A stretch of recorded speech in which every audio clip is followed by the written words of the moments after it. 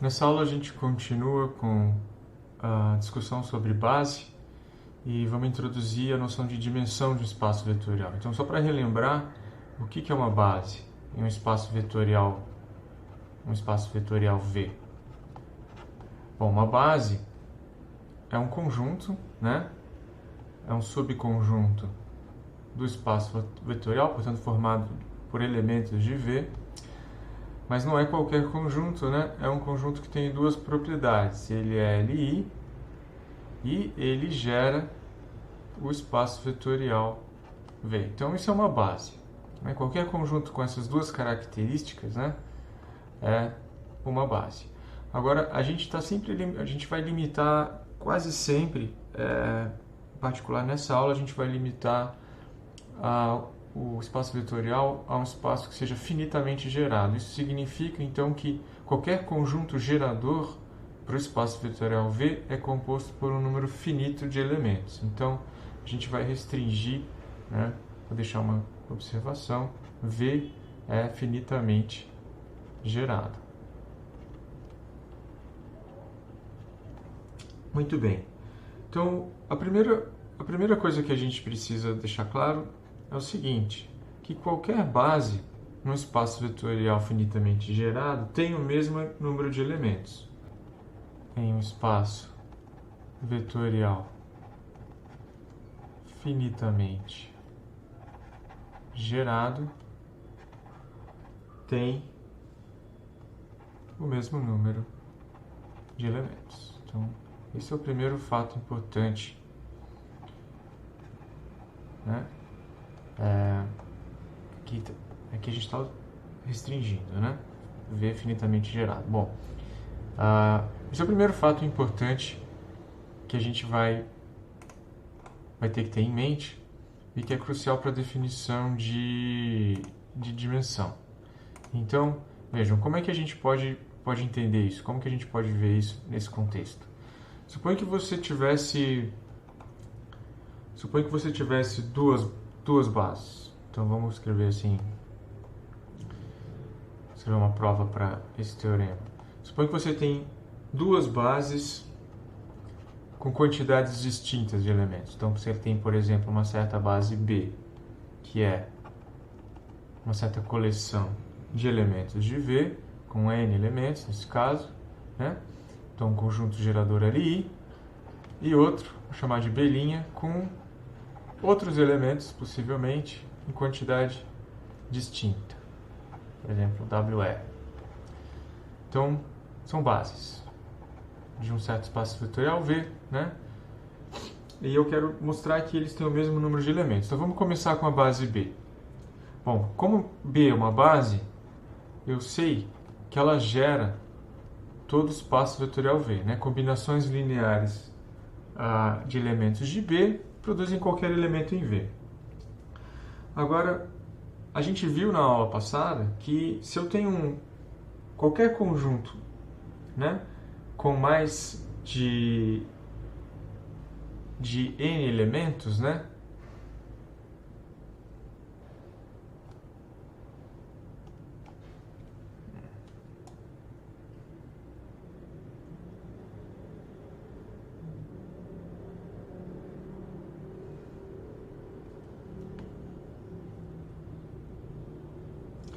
como a gente viu na aula passada, se eu tenho um conjunto gerador, por exemplo, B é um conjunto gerador, tem N elementos. Então, a gente viu que qualquer conjunto com mais de N elementos vai ser LD, certo? Então, como B é conjunto gerador, qualquer conjunto com mais de N elementos é LD, qualquer conjunto em V. Ora, então isso me diz que R não pode ser maior que N, né? Porque senão B' seria LD, mas B' é base, B' é LI. Então daí segue o seguinte, R tem que ser menor ou igual a N. Mas eu posso aplicar esse mesmo raciocínio para B'.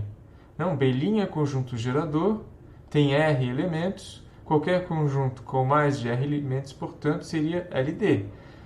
Daí, aplicando para o mesmo raciocínio, né?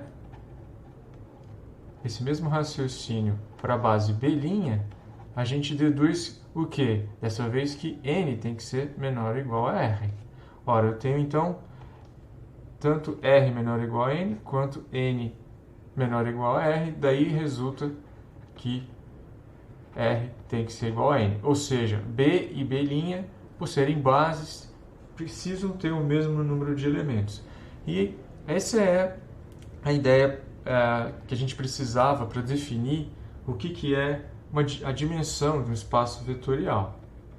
Então, a dimensão de um espaço vetorial V, aqui, vou colocar entre parênteses, finitamente gerado, né? Quer dizer que, já que qualquer base em V sempre vai ter o mesmo número de elementos, eu posso usar essa quantidade para definir uma noção, que é a noção de dimensão.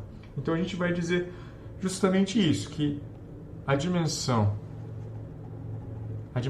do espaço vetorial V, que vai ser um número natural, né? A dimensão de V, a gente pode denotar esse número por dim_V, é o número de vetores,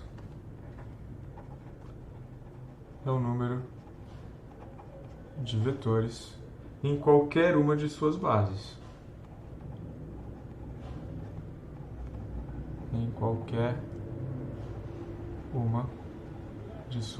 Eu posso pegar, né? Quero saber qual é a dimensão de um espaço vetorial V, eu pego uma base qualquer, conto o número de elementos, esse número é a dimensão. Então, no caso particular aqui de espaços finitamente gerados, né? Então esse cara vai ser, né? A dimensão de V é finita. Ou seja, vai existir um número natural, né? Tal que a dimensão de V é esse número. Pode acontecer, né, da base ter uma quantidade infinita de elementos, né? Nesse caso, claro que o espaço V não é finitamente gerado. E a gente já viu um exemplo, né, que é o espaço de todos os polinômios. Eu vou dar mais exemplos em outras aulas, mas aqui a gente vai, nessa aula, se fixar apenas em espaço de dimensão finita, né? Só uma observação, a gente convenciona que, no caso do espaço vetorial trivial, né, o espaço vetorial que seria composto apenas do vetor nulo, a gente convenciona que a dimensão dele é 0, certo? Então, se não for esse espaço, a dimensão vai ser um número positivo. Muito bem, vamos rapidamente listar aqui alguns exemplos, né, de dimensão que a gente já calculou em outras aulas, certo? No momento em que a gente determinou que determinados conjuntos são bases, a gente está calculando a dimensão. Então, por exemplo, a gente viu no caso do R2, né, se vocês lembram, a gente estudou duas bases diferentes, né? Por exemplo, uma base, se eu não estou enganado, a base canônica. A gente viu outra base que não era canônica, mas eu posso ficar só com essa. Ora, eu sei que isso é um conjunto gerador para o R2, qualquer vetor é combinação linear desses aqui, com coeficientes apropriados, né? E é um conjunto LI, portanto base. Ora, tenho dois elementos, daí a dimensão do R2 é 2. E por aí vai. A gente viu também, por exemplo, de maneira mais geral, o Rn, né? Então a gente construiu uma base que são ênuplas de números reais, né? Que são como essas, é 0 em todas as posições menos em uma, né? E a gente, quantos elementos tem essa base? Bom, essa base vai ter n elementos, que são as posições possíveis em que eu posso escrever o número 1, né? Nas coordenadas. Então daí eu tenho que a dimensão do Rn é nzinho. Depois a gente viu também um exemplo em espaços de matrizes, por exemplo, matrizes 2 por 2 reais, né? E a gente construiu lá também uma base canônica, são as matrizes que tem, como no RN, todas as posições iguais a 0 menos uma. Então, construo 4 matrizes assim, daí eu tenho que a dimensão desse espaço é 4. O que mais? A gente também viu exemplos em espaços de funções, né? Então, a gente viu, por exemplo, espaço vetorial formado pelos polinômios de grau no máximo n reais, né? Nesse caso, você pode pensar na base canônica como sendo aquela base, né, que é formada por potências de x. Então, qualquer polinômio nesse conjunto vai ser uma combinação linear dessas potências. Aqui, na hora de contar, repara que eu não tenho só n elementos, né, porque eu começo a contar desde esse cara aqui. Então, se você quiser, você pode pensar que esse aqui se facilita a contagem. Um truque é pensar que esse cara aqui é x elevado a 0, então que é 1, né? Mas você está contando, então, todas as potências desde 0, daí você tem n mais uma delas. Então, aqui eu tenho n mais 1 elementos, daí eu tiro que a dimensão, né, desse espaço é n mais 1. E assim por diante, né? Em todos os exemplos que a gente viu, os exemplos que você vai encontrar, basta você se certificar de que você tem uma base, conta o número de elementos e essa é a dimensão. Para encerrar esses exemplos, vou dar mais um exemplo ilustre, que seria, por exemplo, o conjunto de solução de um sistema linear homogêneo. Então, aqui, V é o conjunto de solução. Conjunto de solução, a gente já viu que isso é um espaço vetorial, né? De um sistema linear homogêneo, né? O lado direito aqui é o vetor nulo. Então, A é uma matriz. A é uma matriz. A gente poderia escrever isso na matriz M por N. A gente poderia escrever isso assim, né? Esse sistema matricial em coordenadas fica como? É uma soma, né? J é o índice de coluna, então J vai de 1 até N, cada combinação dessa igual a 0, né? 0 aqui é um número real, 0. E quantas equações dessa eu tenho? Eu tenho 1 para cada índice de linha da matriz, então I vai de 1 até N. Então, essa é uma maneira, né, em coordenadas de escrever essa mesma equação matricial, como a gente sabe. Estou escrevendo de um jeito mais compacto, né, usando somatório, mas vocês já viram isso em outros lugares. Muito bem. Nesse caso, qual é a dimensão do conjunto de solução? Qual a dimensão de V nesse caso? A gente sabe, né, que as soluções do sistema linear homogêneo, elas são o conjunto de solução ou é trivial, né, o espaço vetorial é trivial, ou então eu tenho infinitas soluções, né? E essa infinidade ela é medida pela quantidade de variáveis livres, né? Então, a base para um conjunto de solução, nesse caso, vai ser dada em termos dessas variáveis livres, né? Eu vou ter o mesmo número de elementos em qualquer base quanto eu tiver de variáveis livres. Então, eu só preciso contar as variáveis livres e a gente pode contar da seguinte maneira. Vai ser o número de colunas da matriz, né? Vai ser a nulidade, né? O número de variáveis livres é a nulidade dessa matriz A. Então, a gente só precisa contar o número de colunas e subtrair o posto de A, como a gente sabe, né? Essa é a definição de nulidade, e a nulidade é igual ao número de variáveis livres. Portanto, eu tenho aqui a dimensão do conjunto de solução de um sistema linear homogêneo. Bom, antes de apresentar um procedimento prático para determinar uma base num conjunto, num espaço vetorial, deixa eu apresentar um resultado importante que é conhecido como o teorema do completamento. Então, a ideia é simples, tá? A ideia é basicamente o seguinte: se você tem um conjunto linearmente independente no espaço vetorial, você consegue completar ele adicionando vetores até que ele se torne uma base. Então eu vou escrever isso assim: qualquer conjunto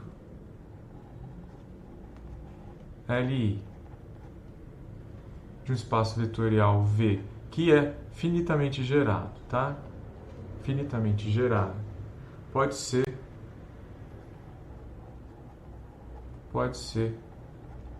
completado de modo a formar uma base.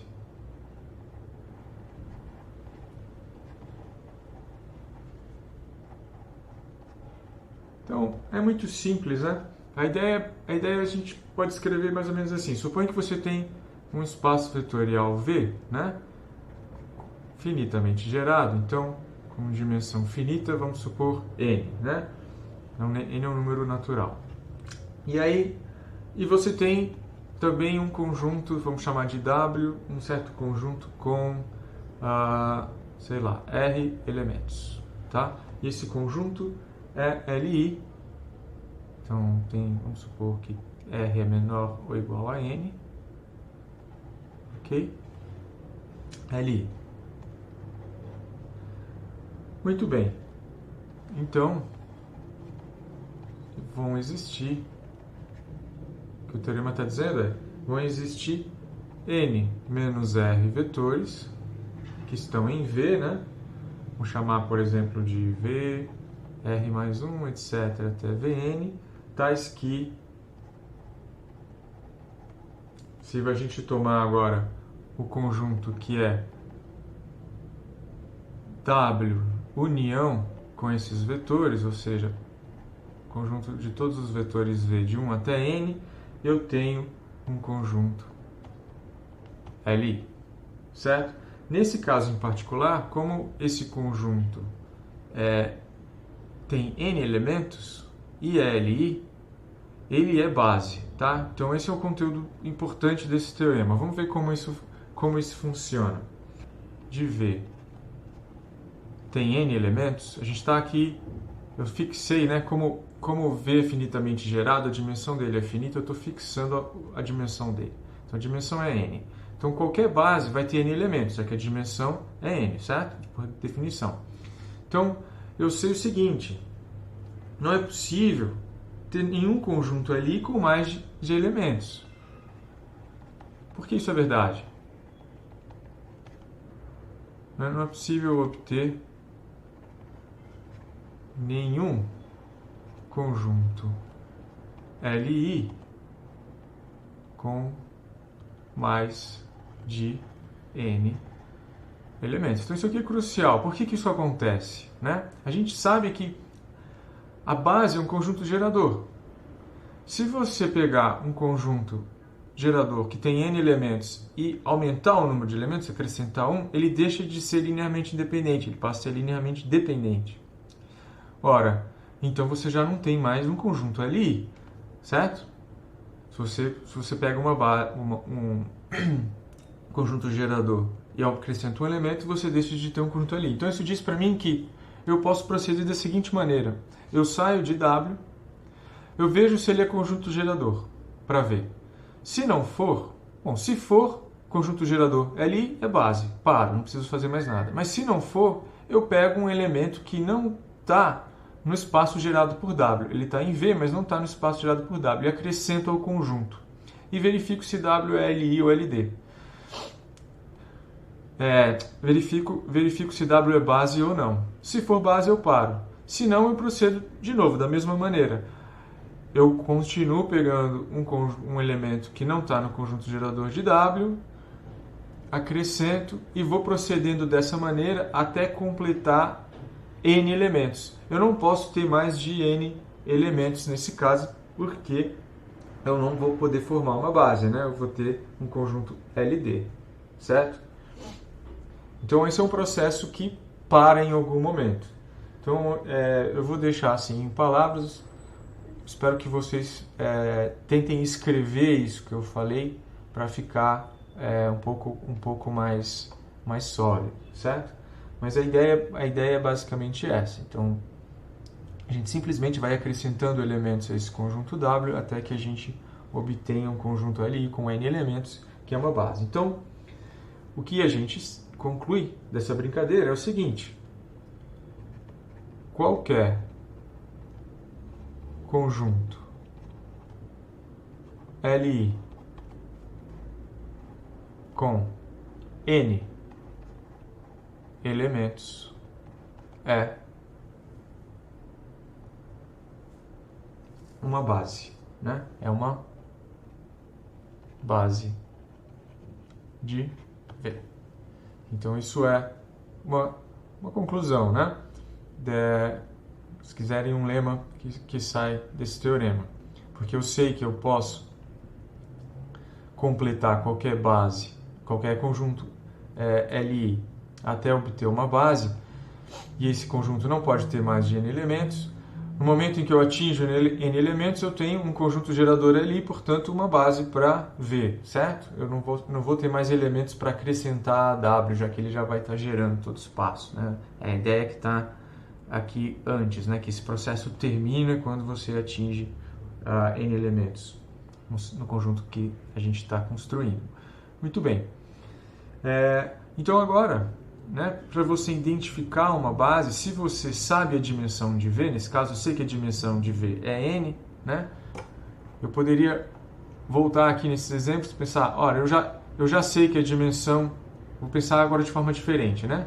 Eu já sei que a dimensão do Rn é N. Então, por exemplo, eu tenho 4 vetores no R4. Para saber se é base ou não, eu só preciso ver se esse conjunto é Li, já que eu sei que a dimensão do R4 é 4. Certo? Então eu posso usar isso para determinar se um conjunto é Li ou LD. Para construir uma base a partir de um conjunto, né, gerador. Não precisa ser um conjunto gerador, pode ser um subconjunto qualquer. Dado um conjunto, vamos restringir para subconjuntos do Rn aqui, mas isso vai funcionar quando a gente estudar coordenadas para qualquer espaço vetorial finitamente gerado. Então a ideia é a seguinte: você tem um certo conjunto W, tá? E W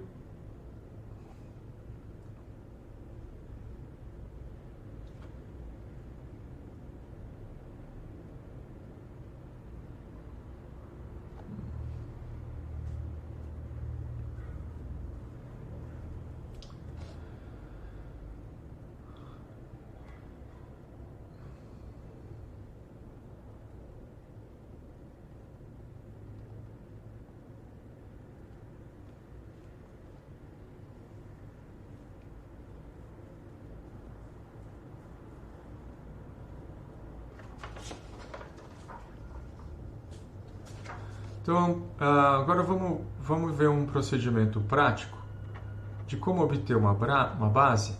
Procedimento prático.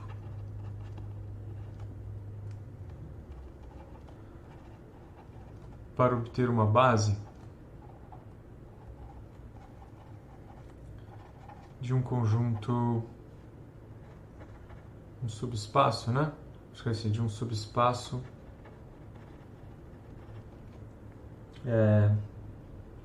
W, vamos restringir ao Rn. Então eu tenho um subespaço do Rn, esse cara também vai ser finitamente gerado, já que ele é subespaço do Rn, certo?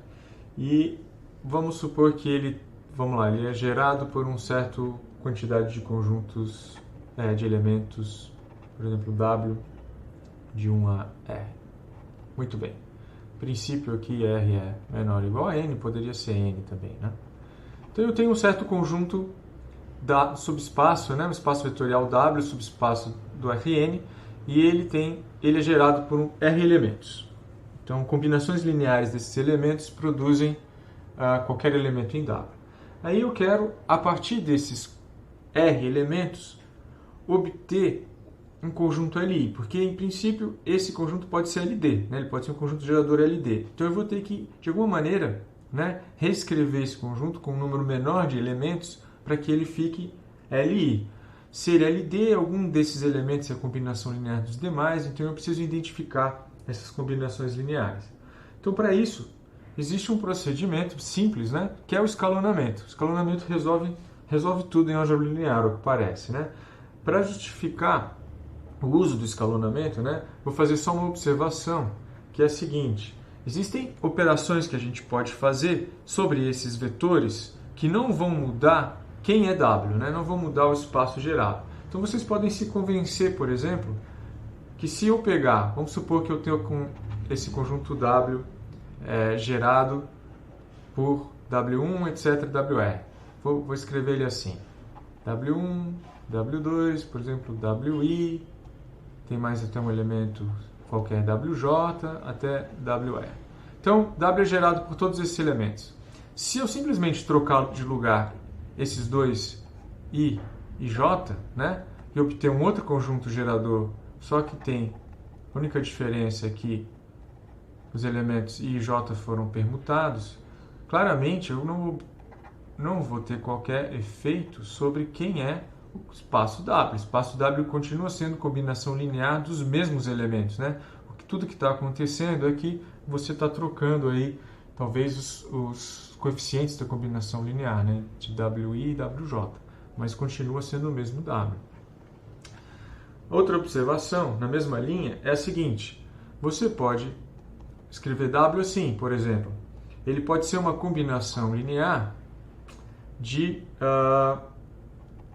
dos mesmos vetores, mas posso escrever isso de forma diferente. Por exemplo, eu posso acrescentar, por exemplo, ao WJ um múltiplo de WI, né? Posso fazer uma combinação linear entre eles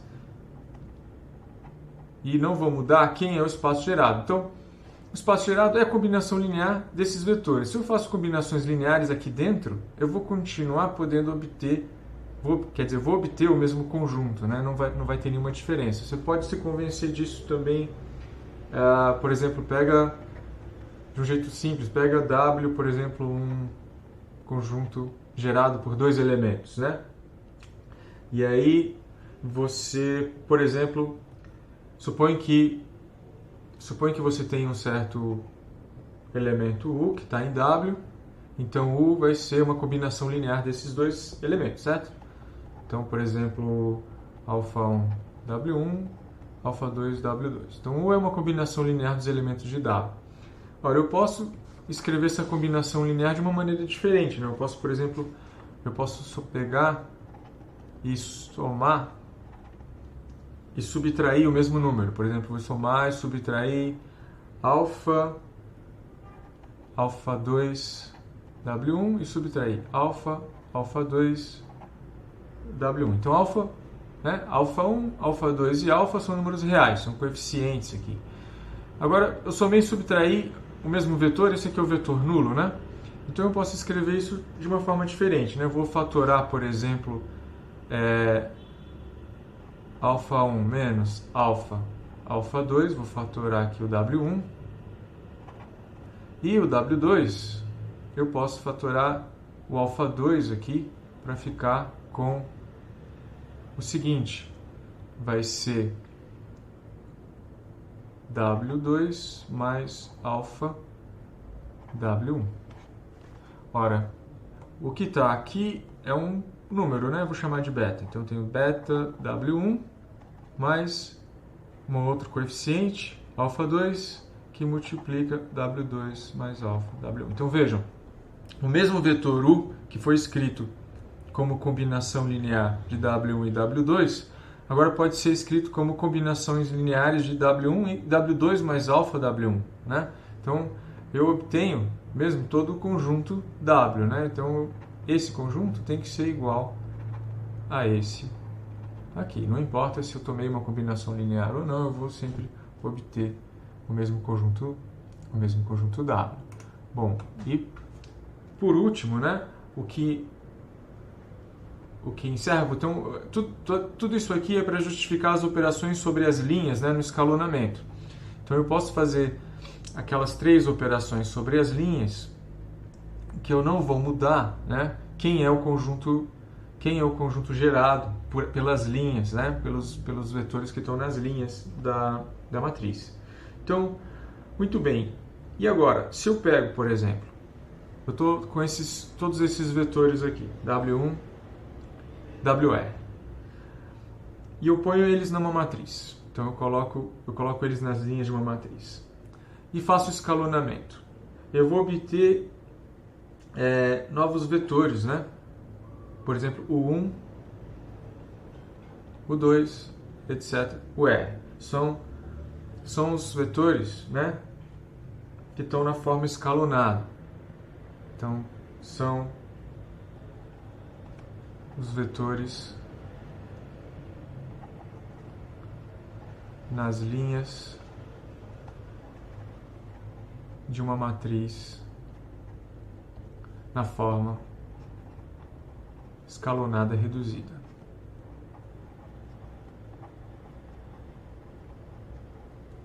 Certo?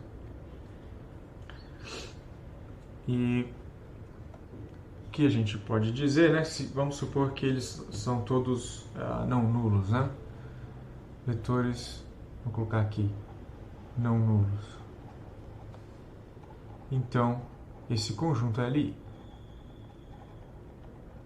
Não pode ser, nenhum deles pode ser zero, né? Se esse conjunto tiver o zero, ele já é LD. Então, como é que a gente vê isso? Então, eu tenho uma matriz, né? Tenho uma matriz.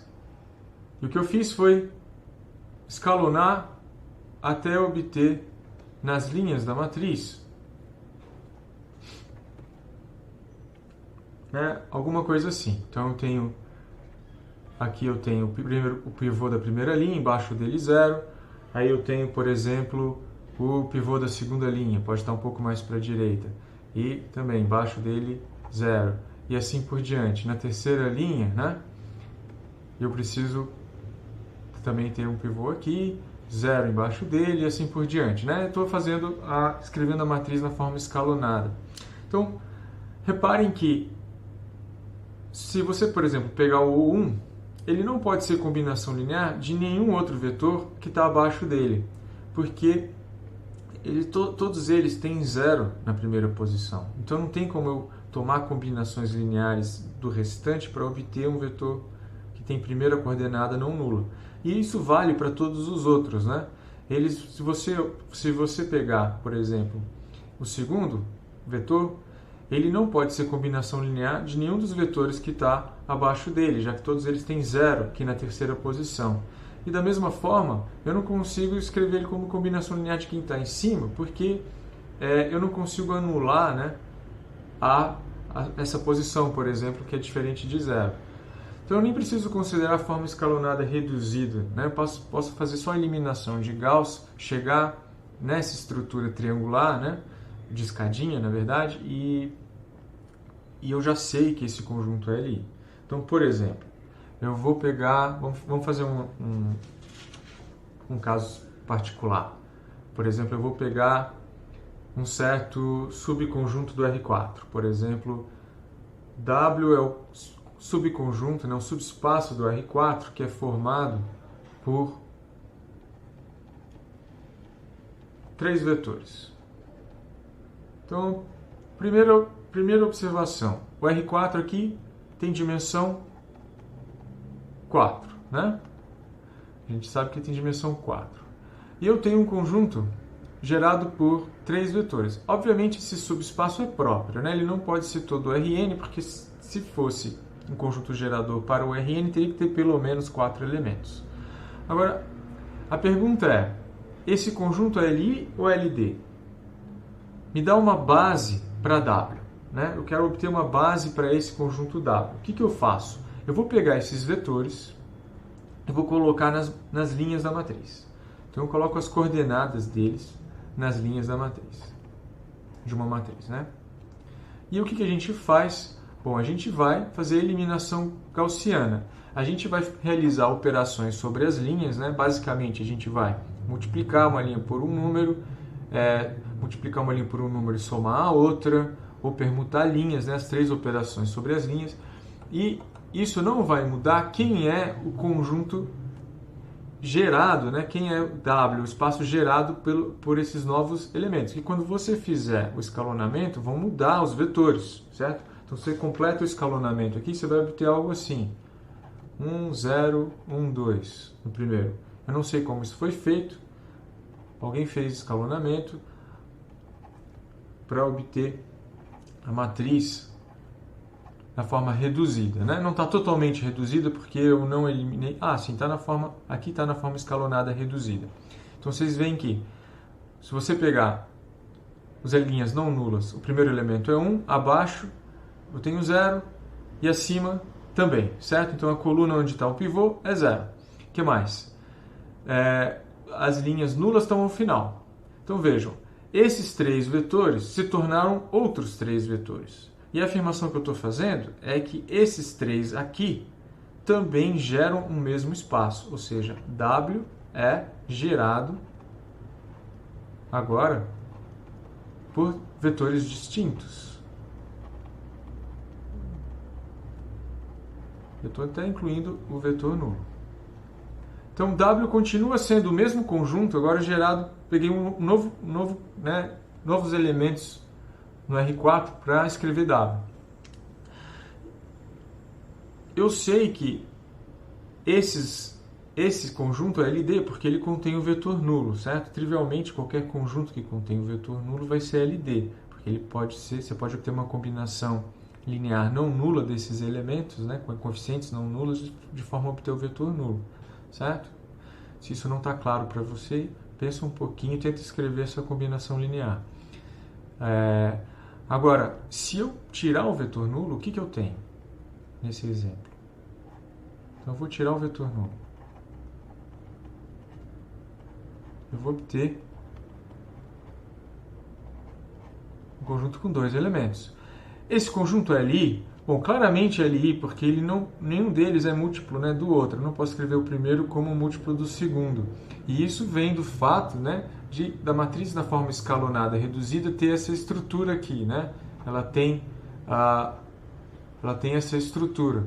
Ou seja, é como se eu tivesse ficado com esses primeiros 2. Eu não posso escrever um como combinação linear dos outros, porque eu tenho na posição do pivô, eu tenho sempre 0, né? Na posição contrária. Então, esse aqui é diferente de 0, esse é 0. Esse é diferente de 0, que está em cima é 0. Então, não tem como você escrever um como combinação linear do outro.